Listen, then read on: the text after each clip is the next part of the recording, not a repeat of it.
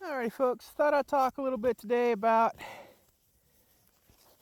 grazing your animals versus haying your land and just feeding them hay. Out here, we've put hay up for about 14 years because we didn't have the animals and we're moving away from the hay.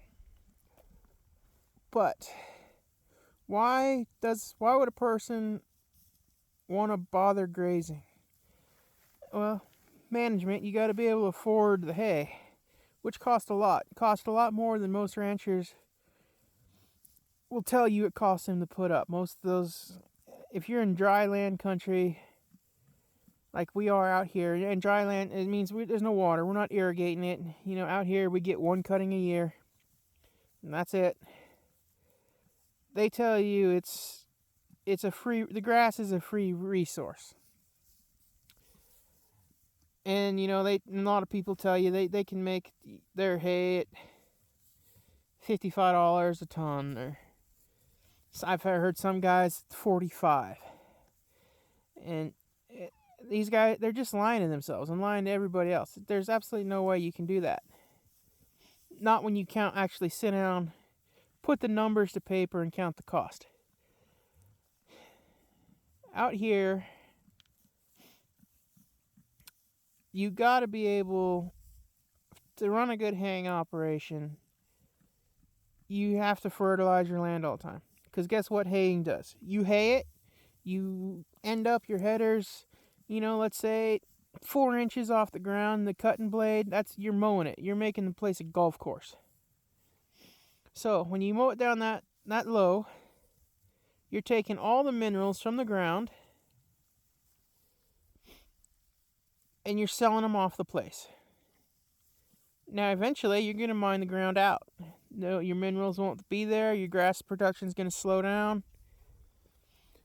And then they tell you, well, your grass, it's slowing down, so you need to plow up your ground to replant more alfalfa, get better alfalfa in there so it'll grow again. And maybe throw on a little bit of fertilizer. You know what? They don't count the cost. If anybody's ever heard of Jim Garish, he's got a very good book out. It's about quitting the haying habit, I believe is the title. I should have looked that up before I started my video, but I came up here to the sheep instead. It's only about 7 degrees out here, so if the camera starts shaking, that's why. He's a very good grazer, and he's done the math a lot of times. And the math he's done was from the 70s, when equipment was very cheap compared to today's comparison. You can't put up, you cannot run a haying operation with your new equipment, your new swather, your new baler, your new baling tractor, your tractor to move and load the bales. Most places out here, they buy their semi-truck and their trailer to move the hay. And yet they still come and say, well, it only cost me $45 a ton to put up my hay. No, it don't. Because guess what? All that equipment, it's man-made, it's going to wear out. You'll have to replace it at some point. If you're not making any profit margin on your hay, you're not going to be able to replace that equipment. If you're working for free, guess what? You're going to wear out. At some point, you're not going to be able to do everything you can do and lie to yourself that you can do it for this cheap if you're working for free. You can't do that either. You got to be able to make money. No, I'm not a greedy person.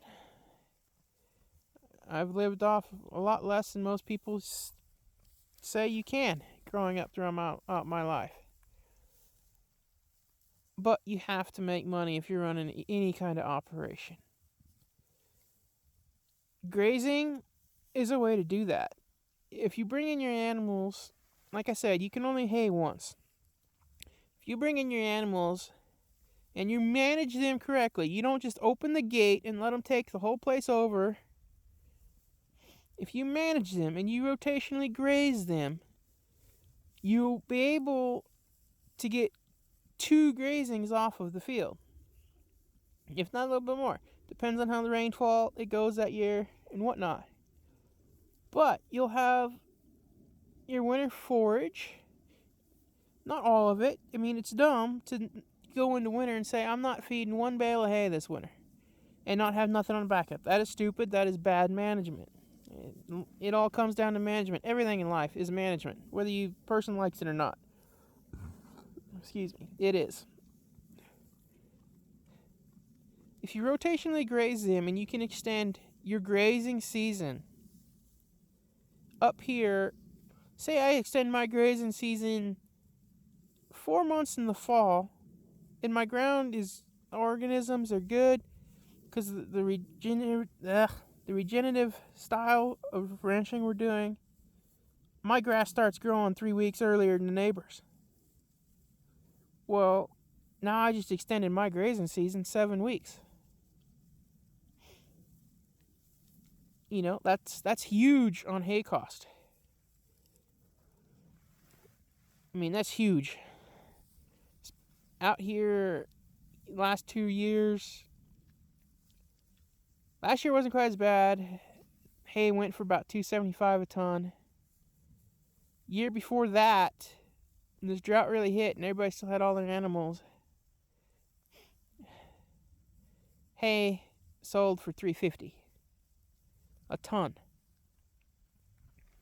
Now I'm not going to go over the math of what it costs these animals, what it costs me to have these animals here. In this video, I've done that before, and I'll do it. I mean, I'll hit it again at some point. But 7 weeks, folks. If you can do that, 7 weeks. And guess what? That's only going to get better with good management. You'll be able to extend it a lot further than that. Especially how it's been out here last few years. A person could graze into January. If you got the grass and you know where you're doing and you got the places on rotational and you can move your animals, you can graze all the way into January. Well, folks, now you're only 3 months away from spring. So, grazing it's better for the ground. I'm not going to say you're putting minerals down on the ground, because if you stop and think about it, you're grazing, your animal's grazing, the grass is growing, they graze it, they eat it, their system takes what minerals they need from it, it goes back out the other end. So, did you add fertility to your ground? No, you did not. You still took some away. But what you're doing is spreading it out a little bit and maintaining the fertility. You know, haying takes everything. It takes all the fertility. Whereas an animal, they only take about 20 to 25% of what they need. If you give them minerals, it's a lot of it passes back through. So if they're on free choice mineral, yeah, you've spread minerals across your ground. But don't say you're grazing, so you're adding fertility back to the ground because they're eating the grass and they're spreading their manure around. You're spreading the fertility around, but you're not necessarily adding to it. It's like I said, as haying, it takes it all away. That's why out here we're going away from haying. Am I still going to be haying some fields? Yes, unfortunately. There's some fields that will be hayed, and that we have access to, and on the owned ground, there's fields here and there, hay. But on our owned land, if we do hay it, we're most likely not going to rehay it again the next year. We'll skip it. We'll graze it that next year, and we'll spread the minerals out. If it's a real bad section of land that really needs impact that winter, we'll on-roll over it and graze all winter on it. Stuff like that It's management, folks. You got to be able to manage your ground. That's the purpose of life, I guess, is management. No matter what you do, what business you're in, where you live, anything, it comes down to management. Now, can you manage and be lazier? I guess. I don't. That's probably not the right word, but I'm not that up on right words to say. You cannot have a perimeter fence around your place and just let the animals eat the whole place. That's not management. That all they're doing is they're going to eat all the candy. Okay? Animals are just like kids. You set a bowl of candy down, you set food down, and broccoli next to it. The candy, I assure you, will be gone before the broccoli.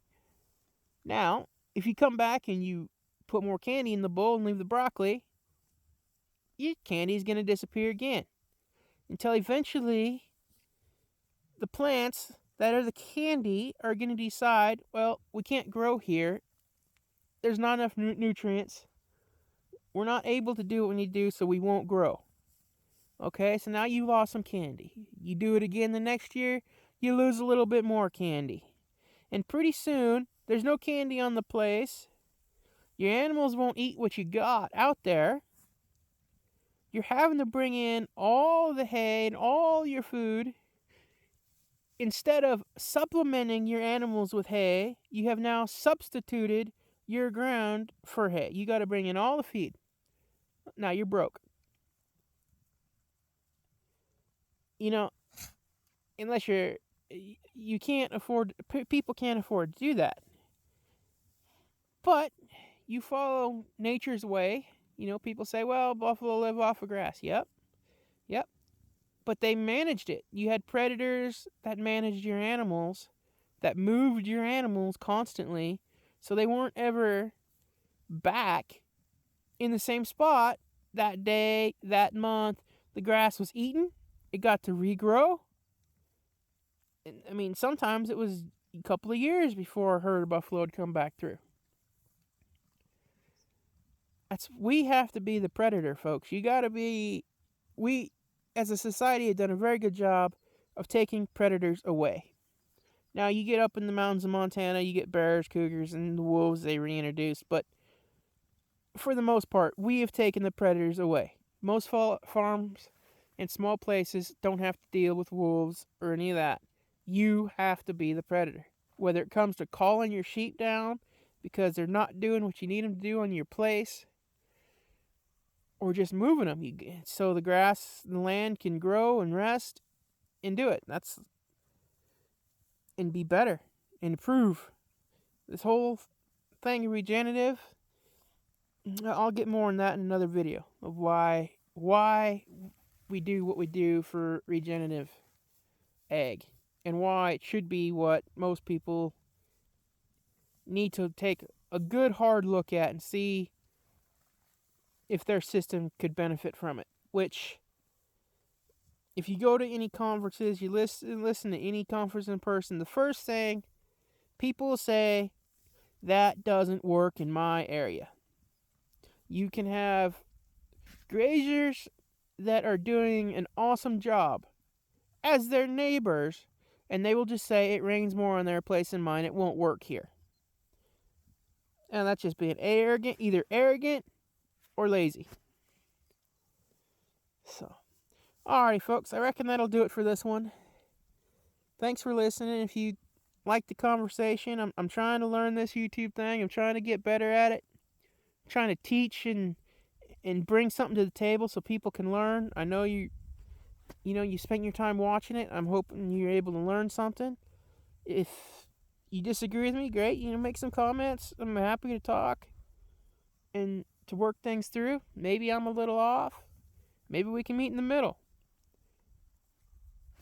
Have a good one. Thanks for watching.